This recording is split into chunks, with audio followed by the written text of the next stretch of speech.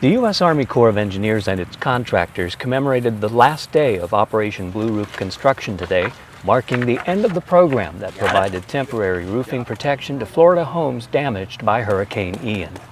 The program covered more than 20,250 roofs, installing about 900 acres of reinforced industrial-strength sheeting on homes in Charlotte, Collier, DeSoto, Lee, and Sarasota counties. This has been the most successful Blue Roof mission that the Corps has had in terms of speed. So in just a little over 30 days, we've accomplished over 20,000 temporary roofs. It provides a temporary solution to the homeowners so that they can move into their homes. That's the most important thing, is helping people move back into their homes until they can get a contractor out to permanently repair their roofs.